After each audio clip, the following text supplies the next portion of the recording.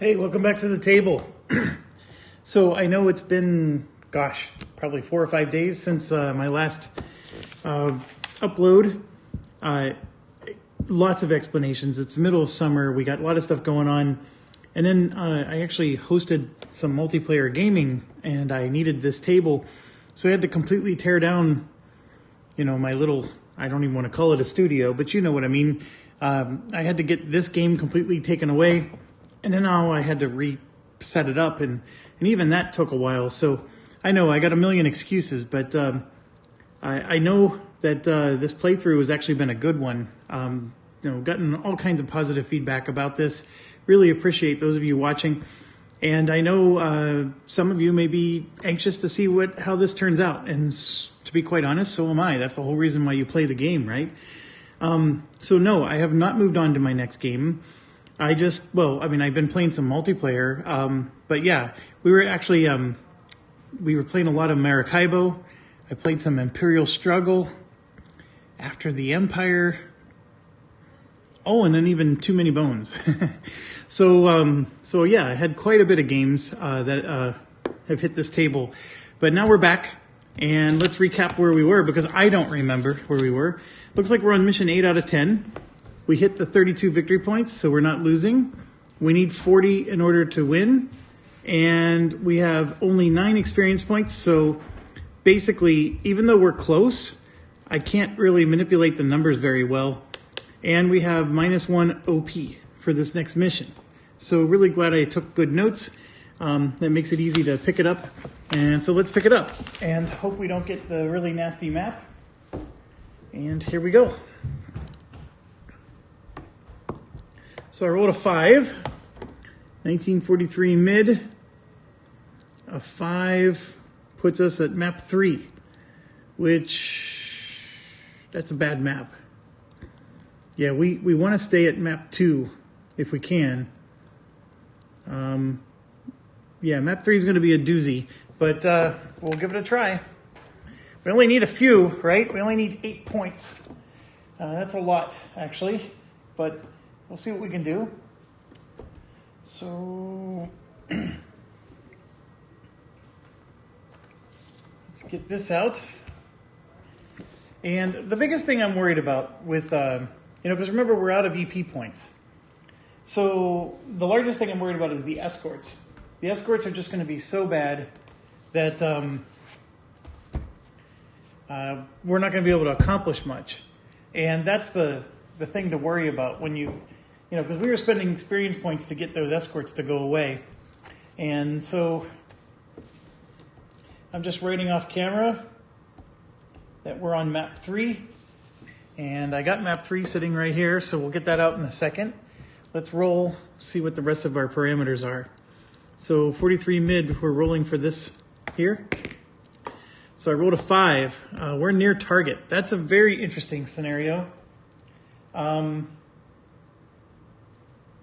Because as you know, the flak can shoot some stuff down. I need to look up, can the flak damage the escorts? In fact, I'm going to look it up now because I know I brought this question up before and I always forget the answer. So let me look that up real quick. Okay, I'm pretty darn sure I looked this answer up before because once I saw it, I was like, oh yeah. The flak only hits if you're in the approach boxes. It doesn't hit you if you're in the regular boxes, and I can explain what those are. Well, actually, you can see it right here. These are the regular boxes where the escorts would be. Flak only hits you if you're in the approach boxes, and the only fighters in the approach boxes will be ours. And if I had a stack of fighters here and flak hits that, only one of them takes a hit. So that's another important distinction. The last thing is if they take flak, the bombers do, we don't get EP for them. But we will potentially get victory points if we pursue them and take them down. So that's something, to factor in. So I think that's all that was necessary about the flak. And then the other thing is that we're going to have to use the inbound map to determine who was damaged. But we'll get to that when we open up the mission summary. So we did this. Let's do the next one. So I rolled a 7, which is pretty, standard to get in the middle. So we have a whopping 4 OP. This is already shaping up to be an awful mission. So we have 4 OP, and of course we're going to have the -1 because of the previous scenario. So we only have 3 OP, and then 5 because of the vector map. And then we got escorts. I rolled a 5, which puts us into the 3rd column. It would have been really nice to get none, but it's L3K. And it says right here at the bottom, if it's inbound or near target, that's the turn that the escort exits. So they're going to exit on the 3rd turn. That's not the worst thing in the world for them to exit on the 3rd turn. If we get like 12 turns in the mission, we can actually wait them out, and we might do okay. So it is K, which stands for the P40 Kitty Hawks. We don't normally see those, but we'll go ahead and close this out. The P40 Kitty Hawks are the same as the Spitfires and the P47s in terms of fighting. So I don't know. In some ways, I don't understand why we have different fighter groups other than thematic reasons if they all have the same exact stats. There's a big part of me that thinks we should just throw like all of them out and just use the same fighter stacks, no matter who. But it is the P40 Kitty Hawks, so I will get those out and put them over here.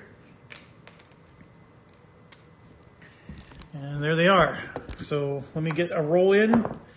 I rolled a 6. So 3 of them are forward and 4 of them are below trailing, like so.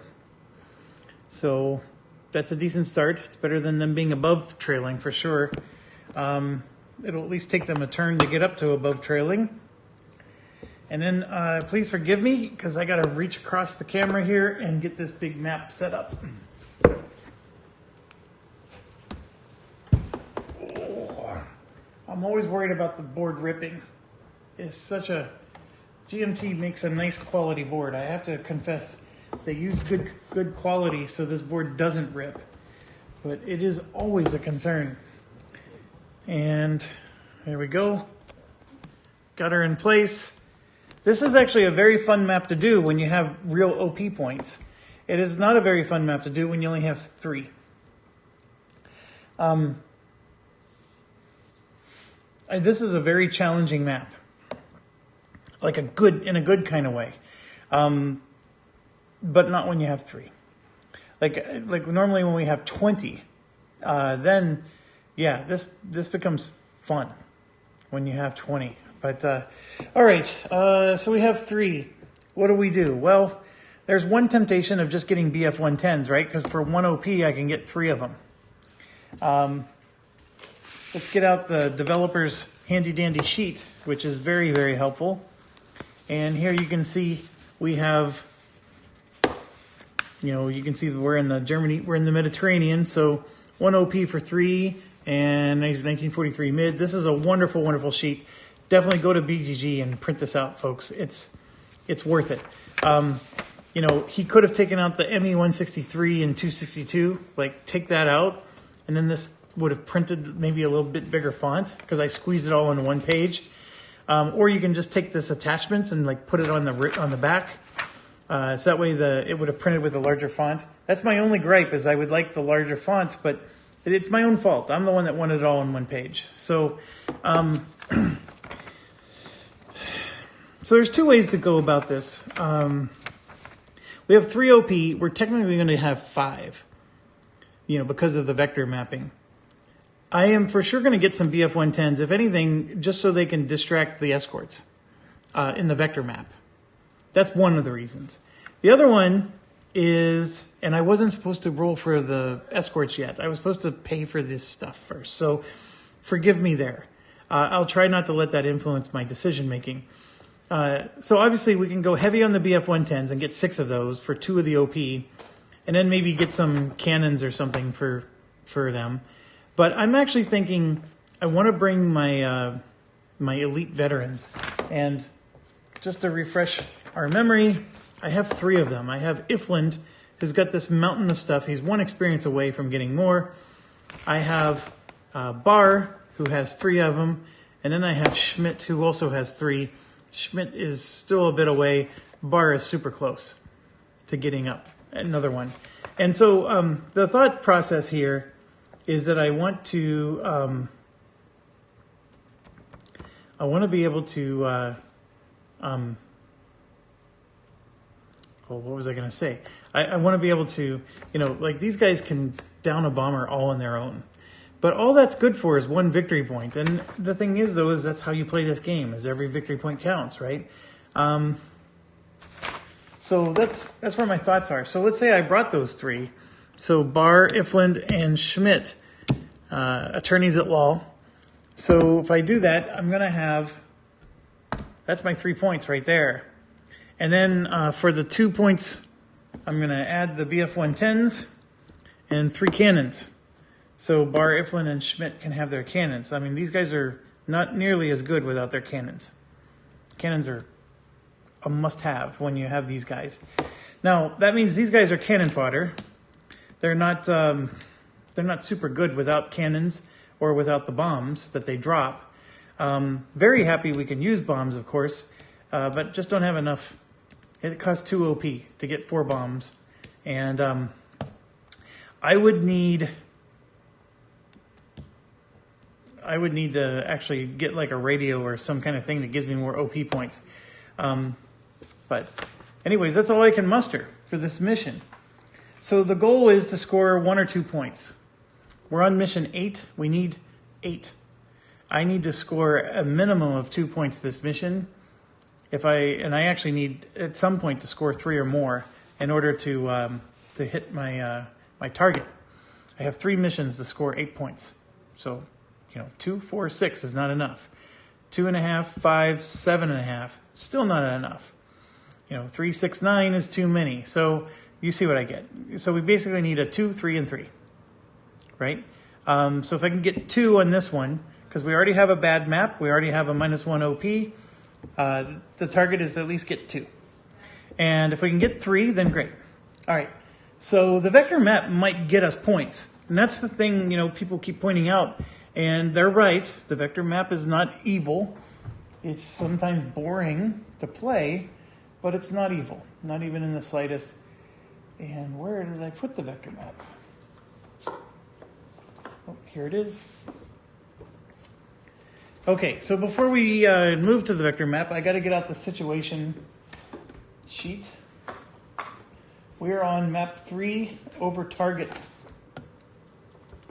So I'm pretty darn sure that map 3 near target, I'm actually supposed to do map 3 inbound, but we'll know in a few seconds, because this is one of those maps where I very rarely do this.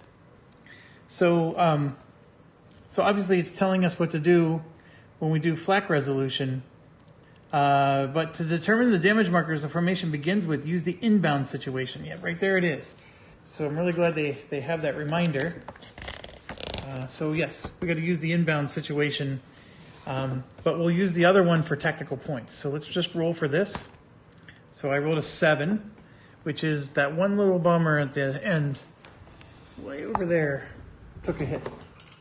All right. Oh, it's an engine hit. This actually could be, he could be down. So let's roll. And he is. So we don't get to pursue that one. This guy is fallen before we even get to the target. So that guy's just gone. It does help with attacking the other 2 if we end up in that scenario. All right, so now that we're done with the inbound, we have to flip it to over target to do the rest. So I rolled a 6 for anchor, and it is level and low on our side, which always sinks because now I got to reach across the table. So level and low is anchored. Also makes attacking from certain angles hard. The sun is high flank on the other side, which is beneficial since we're going to be spending time there. Oh, all the way across the table for that one. Tactical points. Oh no, I rolled a 1. So we have 1 tactical point, which moves up to 3 because of the vector map. We need a better flight limit than a 1. Well, 5 is better. Puts us in the middle. We got 6, which becomes an 8. Okay, 8 is good, because if the escorts leave at 3, that gives us time. I'm sorry to bump. I know that's annoying to watch. That gives us time, so we're in good shape there. All right, let's put this away, and let's go to the vector map. Okay, so what do we do? I think we just do basically 2 groups, right? We're going to have our group of our cannon guys and then the group of the cannon fodders. And remember, if we were willing to pay TP, we can go low. And that's always a good thing for evasion purposes. A 6 versus 7, I'm not as thrilled about. So we're going to go in middle here, but I may, send one of these guys low just for the purposes of taking out interceptors. So, as always, we need to roll high. And an 8 is not going to do it. An 8 is a garble and an intercept. So the garble is each group has to place a delay marker or lose a TP. A delay marker is welcome because we know that the escorts are going away. So we are absolutely thrilled to put delay markers on both of the groups. So no worries there. The issue, though, is we're being intercepted, and I should have made these individual groups like that if I was thinking properly. Because if I got intercepted, I don't want them to intercept the entire group. So if you'll forgive me, I've been been gone for a few days. That's how I'm going to do it. And I know that's not what I said I was going to do. So that's why I mean by forgive me. And I'm dropping components on the floor. That's the universe's way of punishing me for retconning.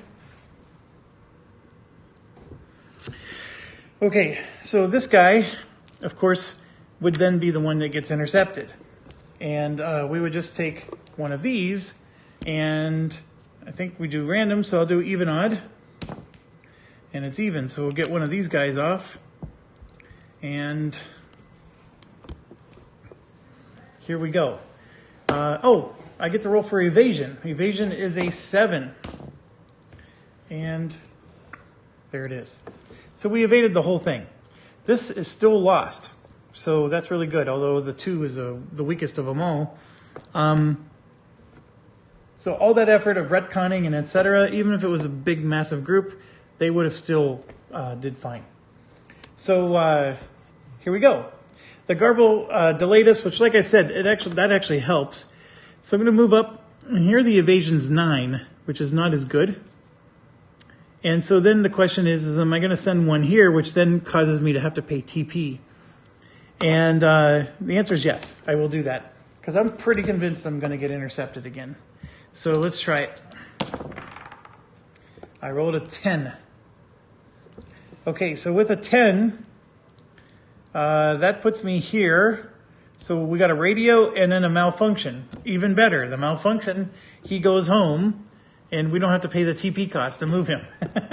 So it always works out. So let's do the radio first. If I get an even, I get 2 more OP. And of course I never do. The odd for the radio means I lose a TP and have to put a delay marker for one of my groups. So I will have to lose a TP. That part hurts. And then take another delay marker. And that delay marker I'm going to put on my mega group here. And then, yes, if somebody malfunctions, it'll be this BF-110. So he goes home. And even though he malfunctions, that's a safe return home. So all good there. All right, now we move up to the final position. And I think at this point, I'm going to let these guys merge. So if we are intercepted, oh no, we can get intercepted twice, couldn't we? Yeah, I'll leave it be. We'll leave it be. All right, let's go. So I rolled a 16. So that's pretty good. Gotta hit pause for a second. Okay, I was away from the table for a bit, but I did remember we rolled a 16, which is this one right here. So we got a straggler and a malfunction. So this is good. This is very good. Yeah, the malfunction stinks, but all we're sending away is just one of these BF-110s anyways, which really wasn't going to do much for us. So very happy about that. And so now we got a situation where we have a BF-110 and we have all these guys. So let's first of all see what the straggler is. I rolled an even. That's very rare. So I got 2 in my hand here, and what's the first one? We got an engine and an engine. So 2 engine damage. There's going to be a lot of TP for whoever pursues this, and a pretty good chance that it's going to be down the moment they arrive. So I got 2 ways to look at this. I could send the BF-110 and then save my 3 best guys for, you know, trying to, gosh, why am I losing my words? To try to like take out something out here. And they're the best guys that are going to have a chance to do that. The BF-110 is not going to be very effective. So the fact that there's 2 engine damages means that, you know, if I roll well enough, it'll be a dead on arrival. So sending the BF-110 would be smart. And even if they're not dead on arrival, the BF-110, see, the problem is the BF-110 has a chance of never taking this thing down, and that's going to be a victory point lost. This is like a guaranteed victory point if I just send one of my other guys.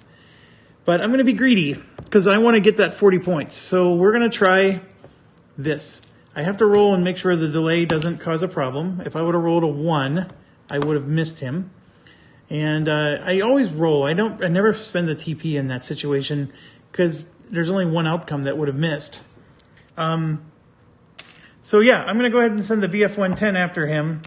And yeah, it's because of the 2 engine damage, we'll have plenty of TP. So no, we're not spending any TP. Now, we have that option where we can enter the map late. And in doing so, I believe that costs a TP to do. And gosh, it's only been a few days since I've played and I'm already forgetting the rule. 1 second.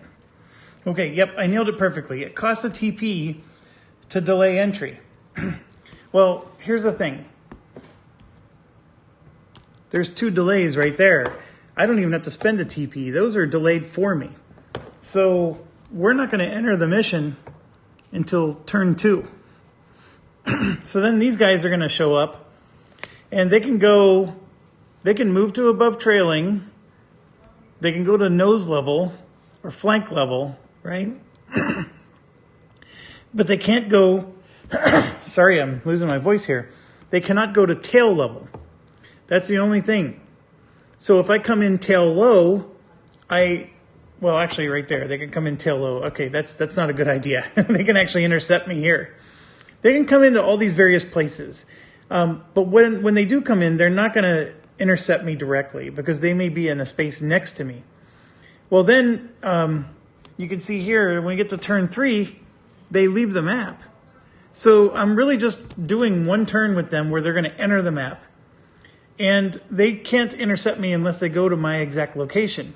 And the only way that would have happened is if they were here.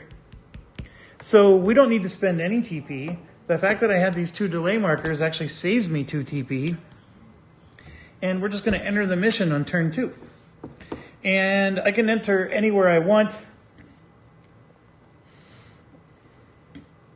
I'm thinking of coming in tail low, so that way I can do like a tail attack. And what I'm thinking I want to do is I want to go after those 2 over there.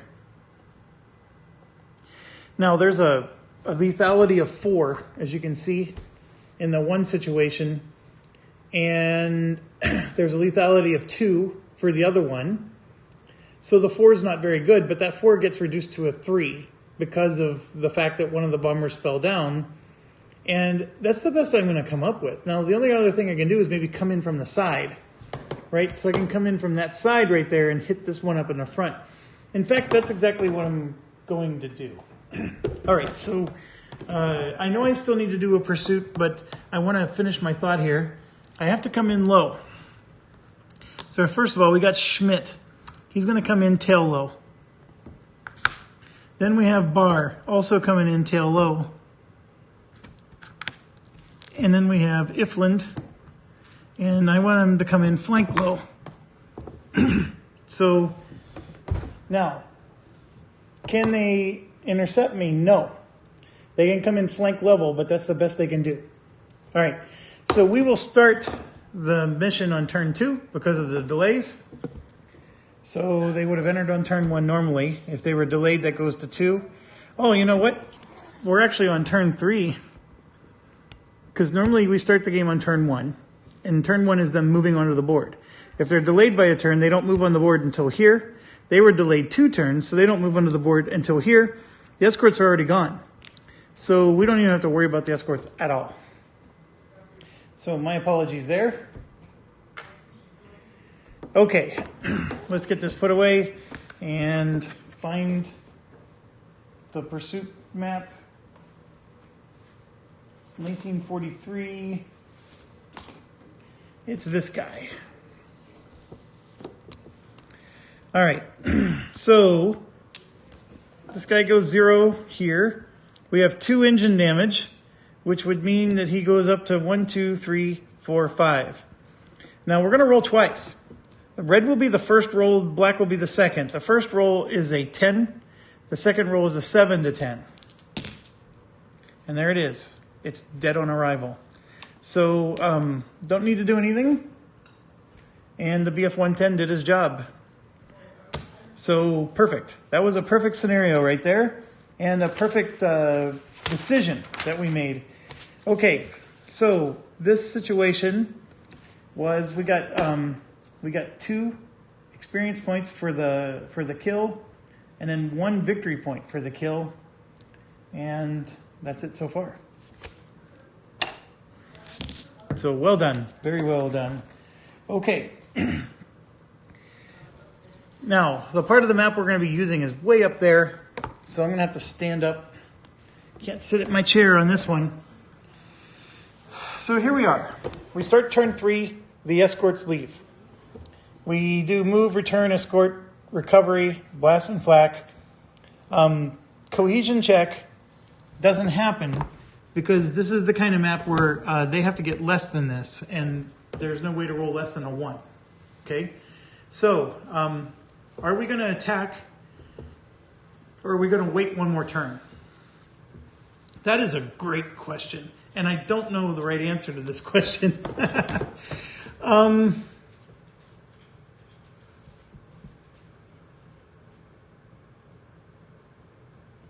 I think that tail level is better than tail low.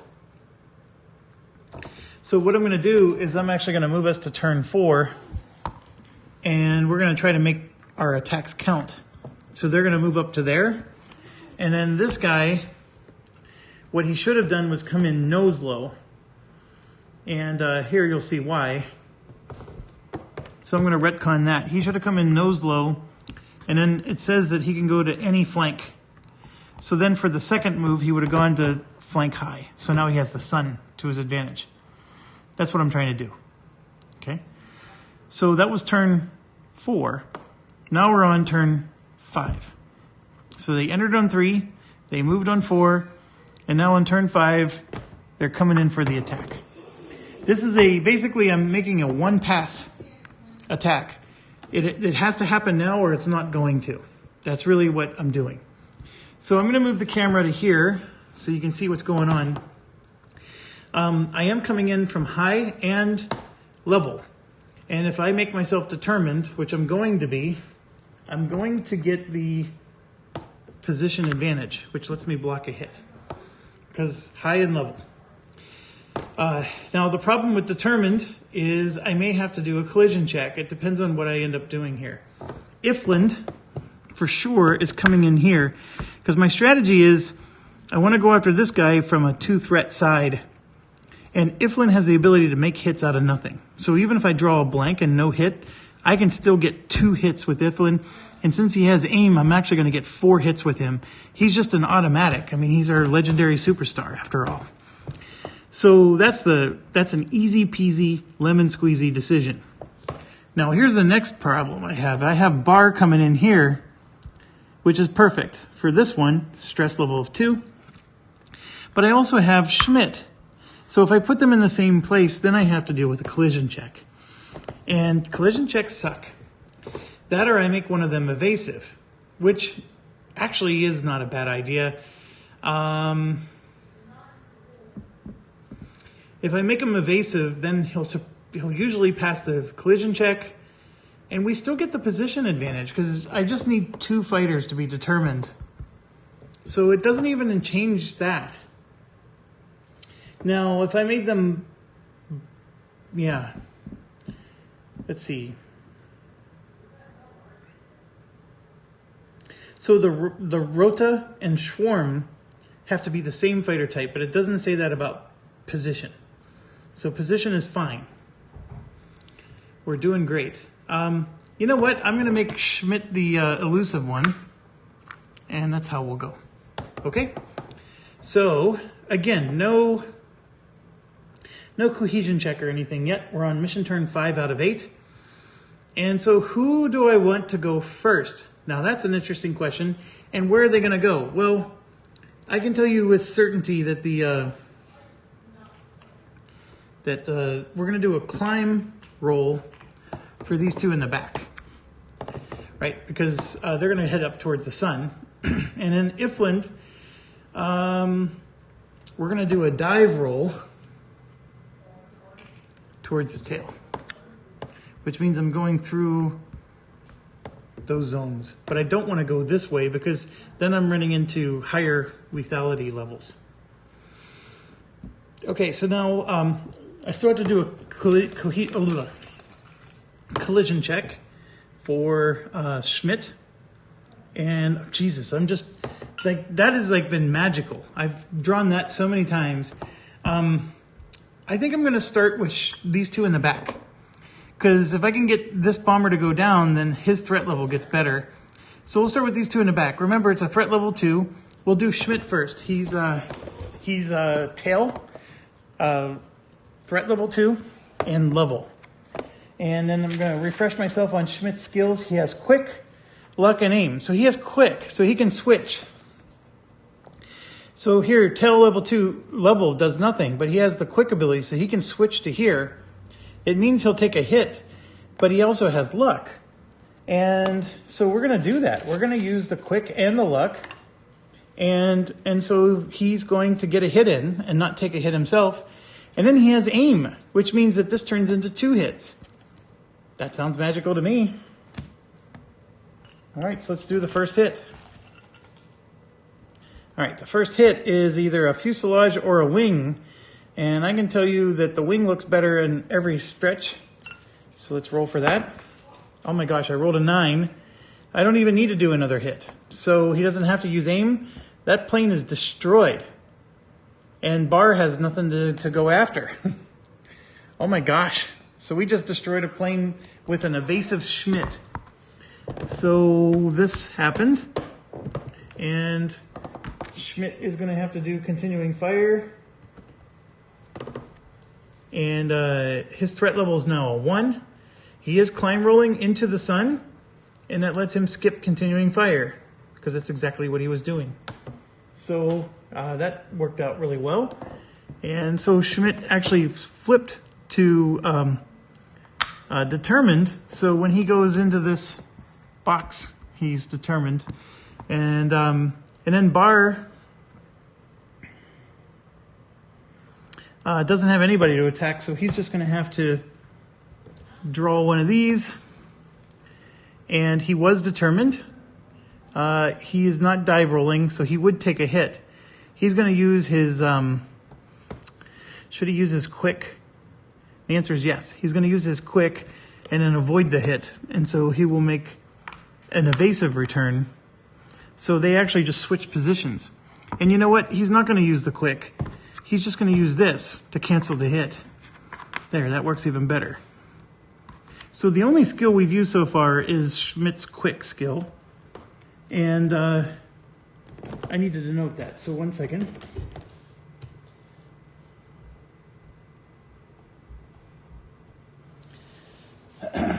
Okay, and then got to denote some more stuff here. Schmidt got 2 experience points, so he's up to 4. And then the Staffel got 2 experience points, and then we got a victory point for that kill. So that was very unexpected, but I was planning on getting a lot of hits in. It's just didn't think it was going to be that good. All right, so now we're coming in with Ifland. Ifland has a threat of 1, and he's coming in oblique high, and he has the sun at his back. But since he's determined, I have to roll a die to see if the sun blocks a hit. Oblique high at a, what did I say? It was a 1. He does a hit, but he has no ammo. So we're going to get all of our hits right here. So here we go. Here's the first hit. So we have an engine or a wing. So the engine would possibly make him fall. The wing would possibly destroy him. I'm actually going to choose the wing in this case because I want the kill. So the engine wouldn't have fell either. So he's got wing damage on him. I'll just put that here because I don't want to move the camera across the table yet. And just to remind you, that's, of course, the hit from here. But now he has target, aim, target, aim. Target is he can create a hit out of nothing. Aim means he gets to add another hit. Create a hit out of nothing, add another hit. So I'm basically going to get to add 1, 2, 3. He has 4 more hits he's applying. This guy is a beast, an absolute beast. Next time he levels up, though, I'm getting him another luck because I don't want him to die. We came close that one time. So here's another wing damage with an explosion or an engine. I'm actually going to choose another wing. And so we need to roll a 10. We didn't. So remember I said you get to do 4 more hits. There was number 1. So I got 3 more hits to go. And here's the next 2. Oh, I drew 3. Gotta take 2. Here's 2. We got a fuselage, which is a 2 rudder damage. That's pretty good. Or a fuselage, which is a gunner damage. I'm going to take the rudder. And there's no dice roll. Oh, there is a dice roll in this one. So let's try it. And I rolled the 9. So it does fall right here. Now with the 2 rudder damage, that's not enough to kill it. And the 3 wing damage is not enough to kill it. So this plane, I can't apply any more hits to it. Once it falls, I don't think I get to do more damage. That's actually a really good question. Let me see. I'm going to do a check real quick. Okay, so the rules do not say what to do in this situation. So, as I was saying, he had the ability to hit this bomber 4 times. This was the natural hit because of the card. This was his first 2 hits. He still could have applied 2 more hits to this bomber. This says that it's immediate and catastrophic. So I did roll immediately, the 9, which means it falls. Now, the problem with that is just because it fell, what it says is then you collect all the damage markers and put them on the bomber. But does that mean that I can draw the rest of the damage markers and then put them on the bomber, even though he fell? Even though he fell, he could have actually blown up if I get up to 10 damage. I'm gonna go with the rule that, since I've never really done that before, where I applied extra hits after the catastrophic effect occurs, I think I'm gonna just stick with that. So yeah, he had 2 more hits he could have done and didn't get to do. And just to play that out, I'm just drawing for fun.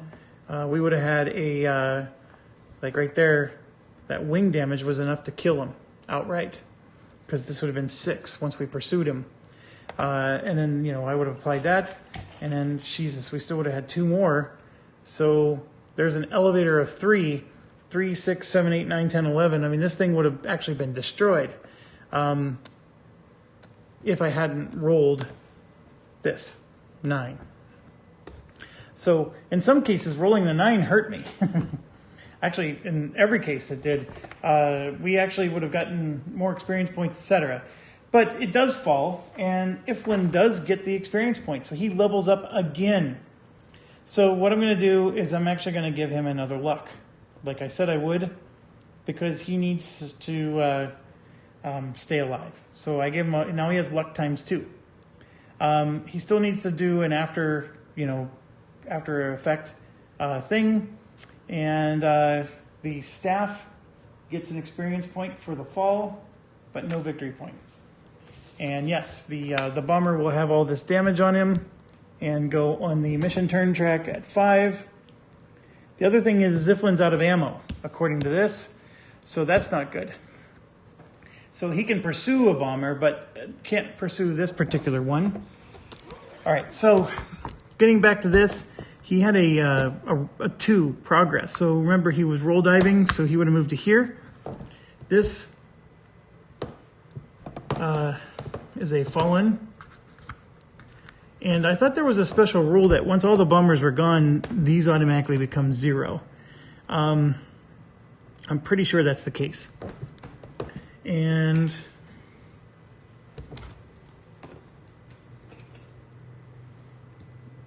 do continuing fire. So here you can see it doesn't matter if it was a 0 or not. Nothing happens to him. And so yeah, Ifland is going to the return box, but not to forget, my tokens are moved around because I reset up the game. So everywhere I keep reaching for my tokens, it's in a different spot now. There we go. He's got no ammo. All right, so that whole thing, that whole element is destroyed. And I know it's really hard to see, but the element line is right here, and it goes like this out to here. And in fact, the elements here overlap. This element here uses the same space as this element. Okay, so where are we at? We go to mission turn 6. Everybody returns like so. Mission turn 7. We only have one more turn. So we got to pursue this bomber. So what I'm going to do is, Schmidt already used his quick skill, but he has luck and aim, and Barr has all 3. So we're going to let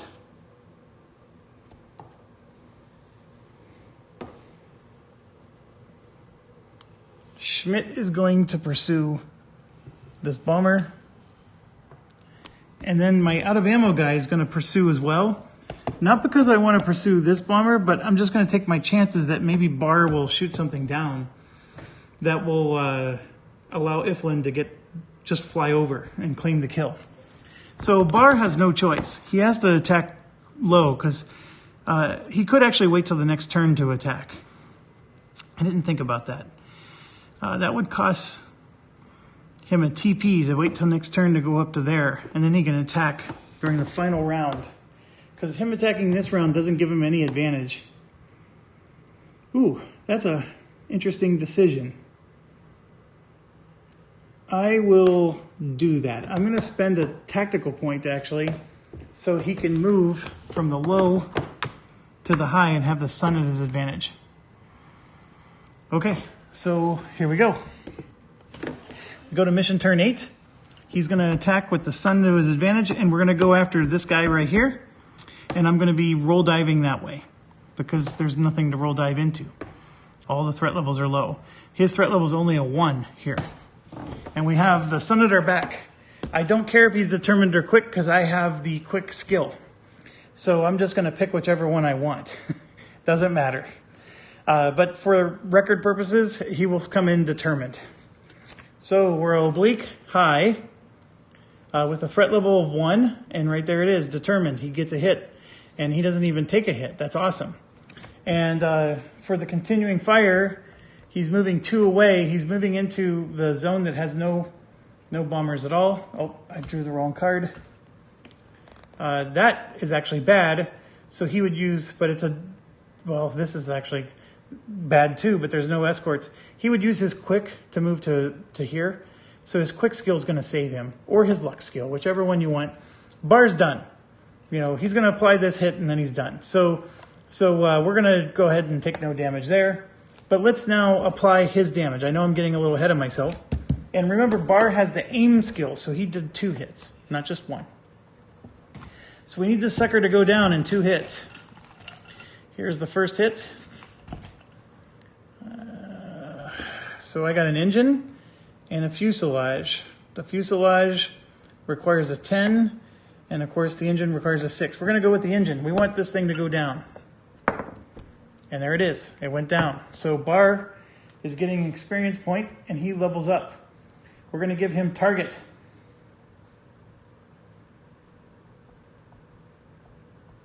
Now he can make a hit out of nowhere.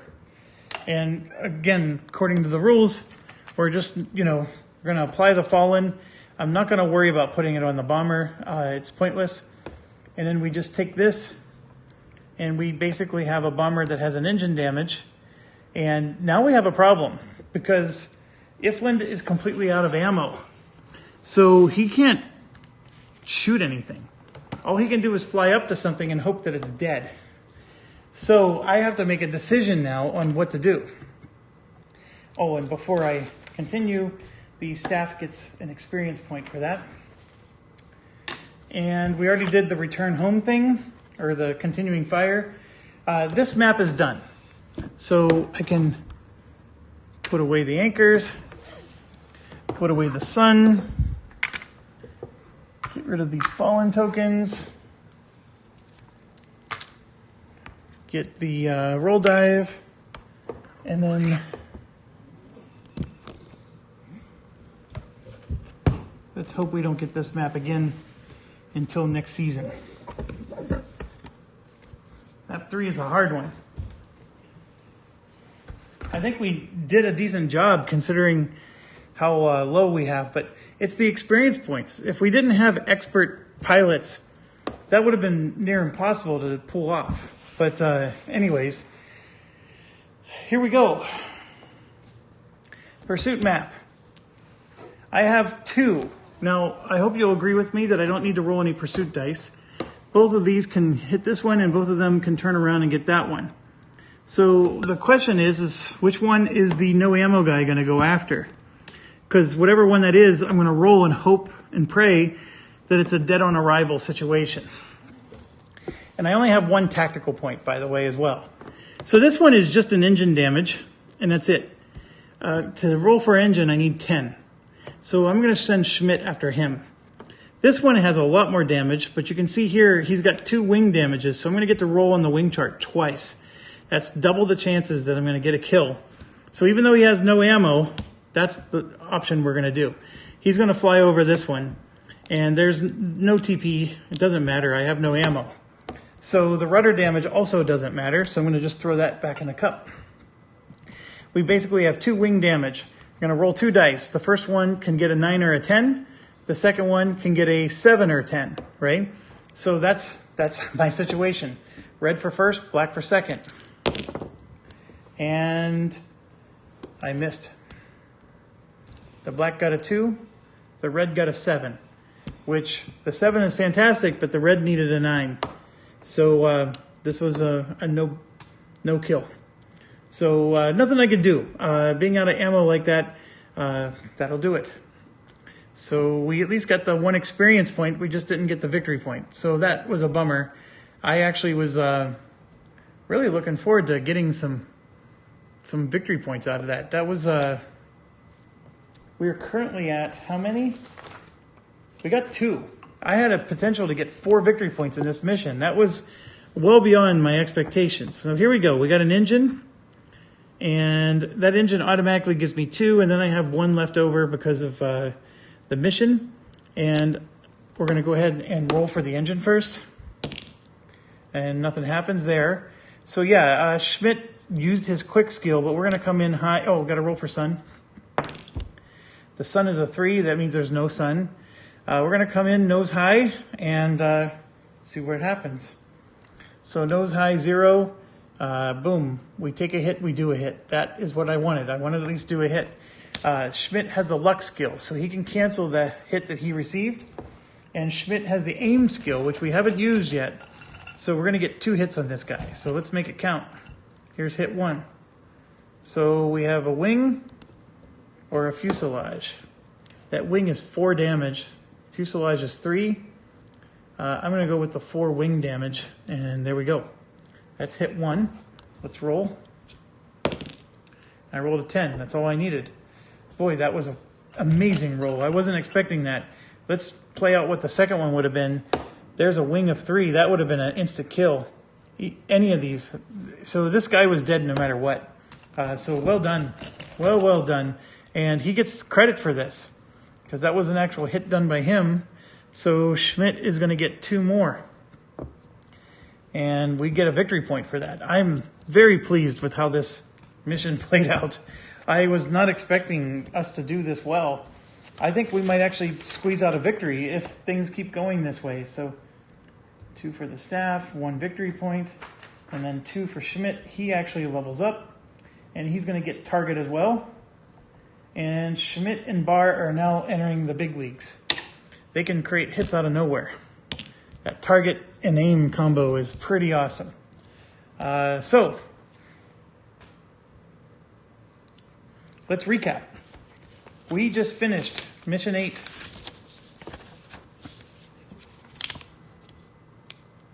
We ended up getting 8 experience points. We ended up getting 3 victory points. We had no penalties of any kind. So our final tally is there's a 0 OP penalty.